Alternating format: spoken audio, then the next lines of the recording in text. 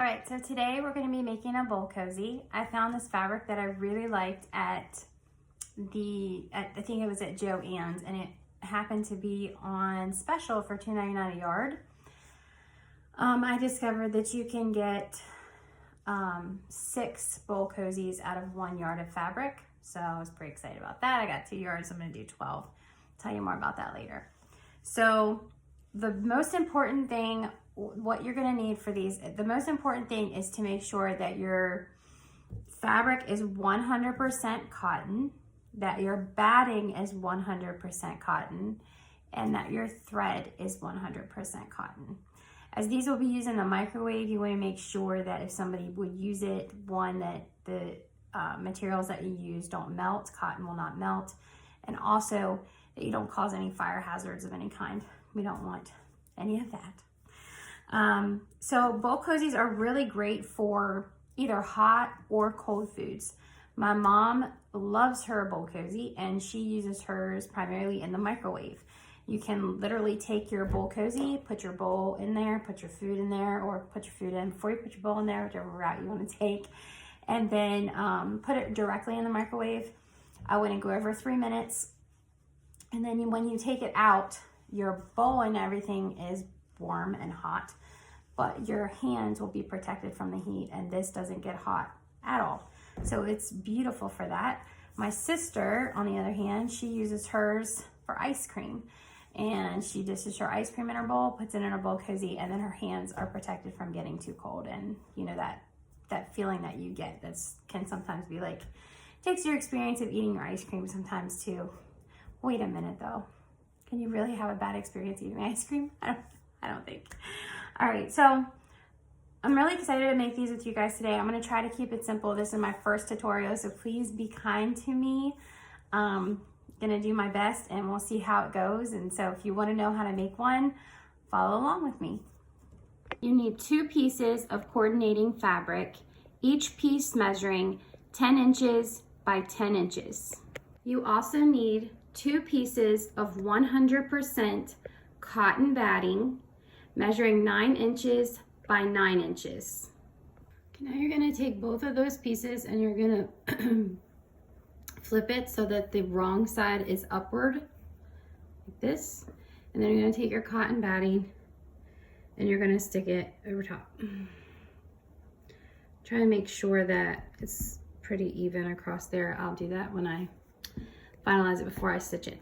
Okay, so from here, you're gonna want to stitch 2 lines. You're gonna go from corner to corner. So we're gonna essentially make an X on both of these pieces of fabric.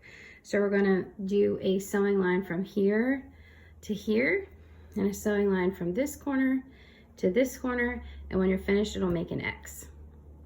Okay, so here is what our 2 pieces, our 2 pieces have the X in them. I did it in black thread for you so you could really see what I mean. So what's next is we're gonna take this and we're going to fold it in half. Okay. And we're gonna make sure that we're good on both sides.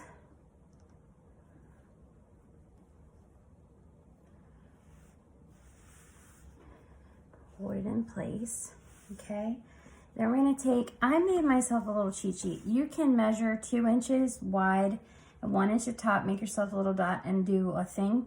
I've been doing so many of these, I actually just made myself a little cheater. So this is 1 inches up, 2 inches across, and we're gonna stick those in the corner like this. And then I'm just gonna use a regular pen. I don't know if that's against the rules, it's just how I do it, and it hasn't done anything, but if you don't feel comfortable with that, use a fabric marker. And I'm gonna take my pen and I'm going to mark each corner. I'm gonna flip it over so it's like this.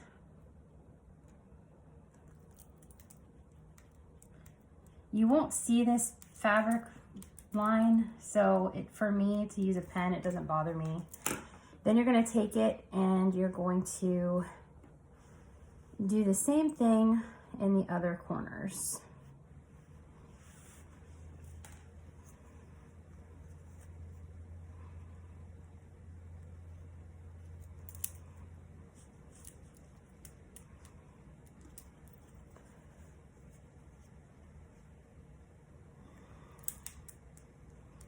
when you are finished, you're gonna end up with a piece of fabric that looks like this, okay?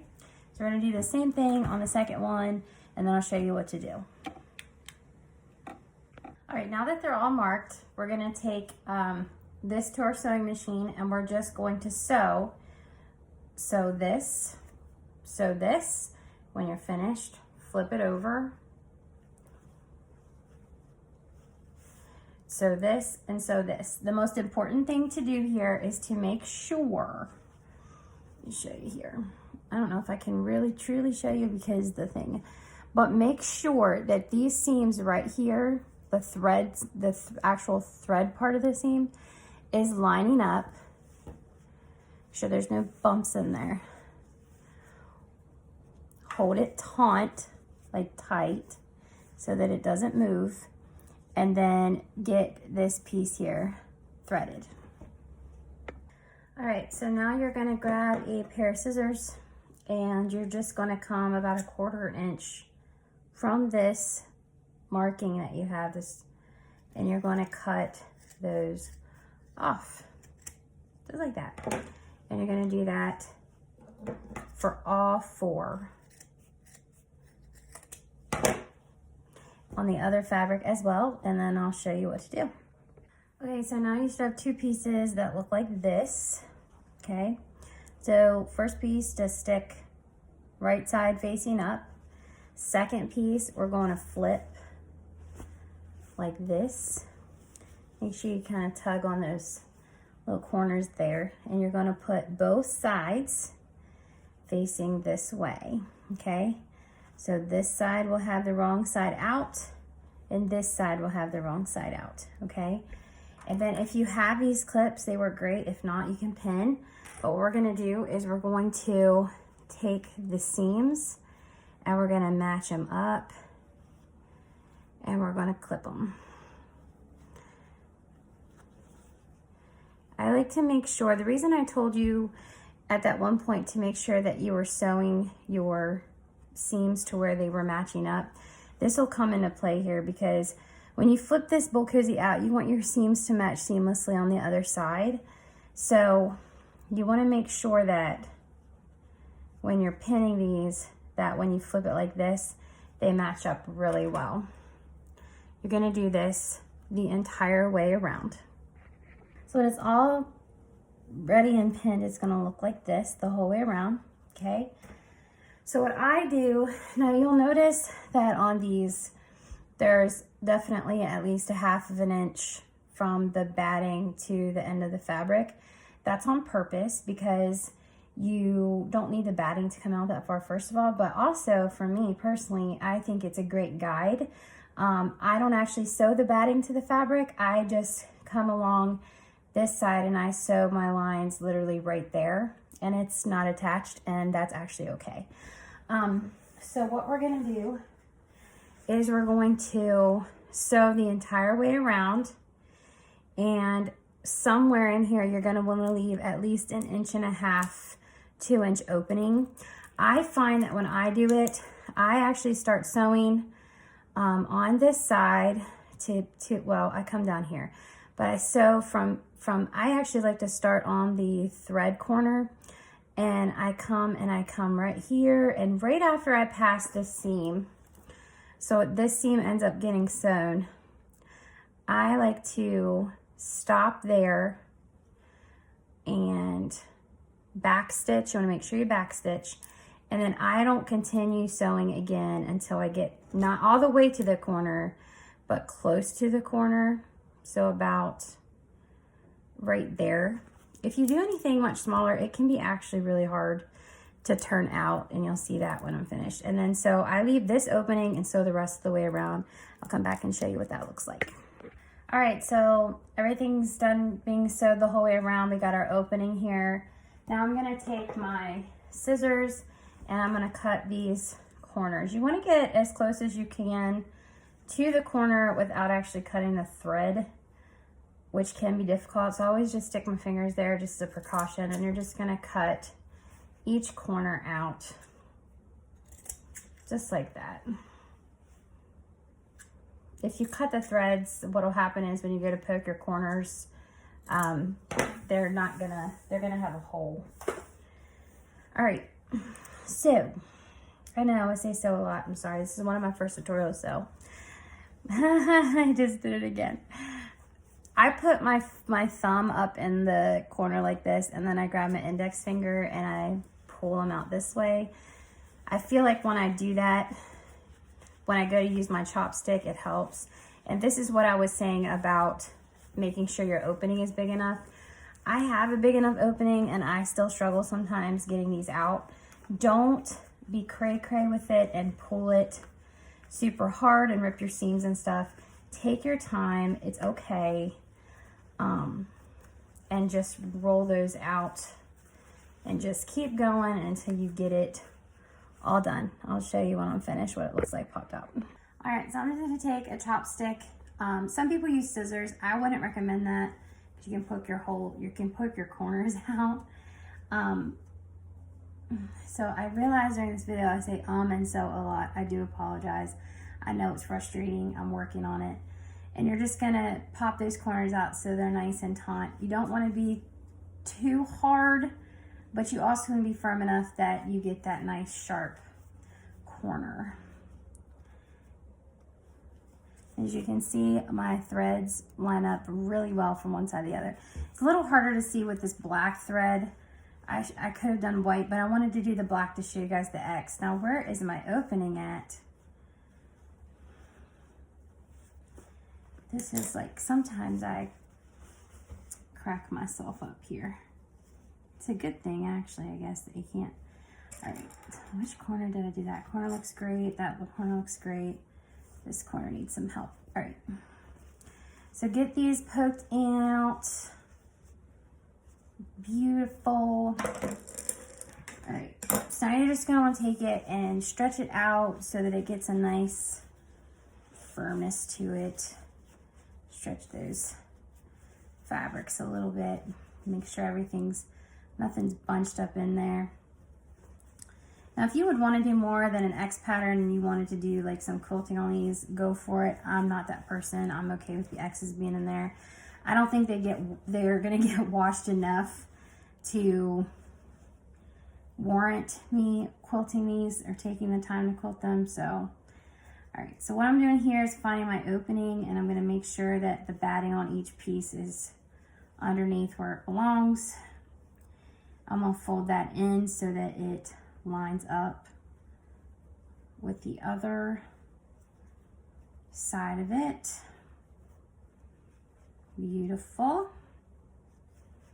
Then I'm going to clip that, close my clips, put that in two places.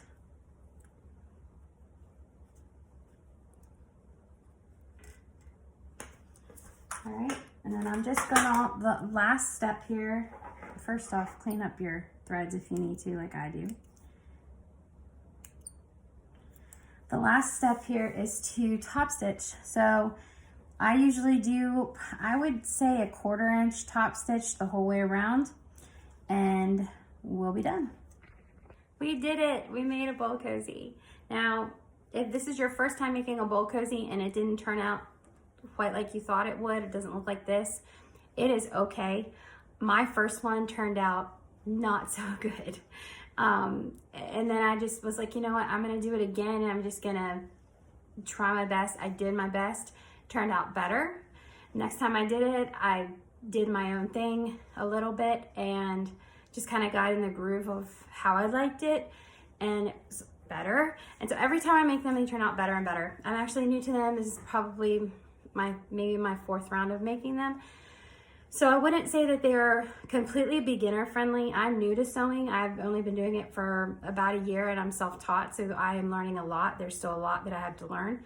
But I wouldn't say they're, like I said, that they're so much beginner friendly, but I would say that it's easy enough that if you tackle it, you can get through it. It just might be like my first one where it was kind of like a mess, and that's okay. Give yourself some grace. So I just wanted to show you that this particular bowl cozy that we just did, this size, it fits a larger bowl. This is a Corelle cereal bowl, I guess. It's a bigger bowl.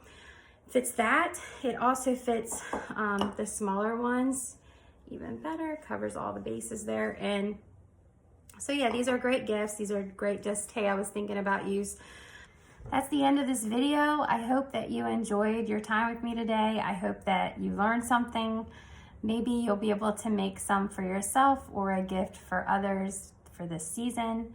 I hope that you have a blessed day. I hope that you know that you are loved tremendously by a God who sent his son on this earth to die for us so that we can live free from our sin and shame. And if you don't know that and you want to know more about that, reach out to me. I would love to talk to you. But you are special, you are created on purpose, and you are loved. Have a good day.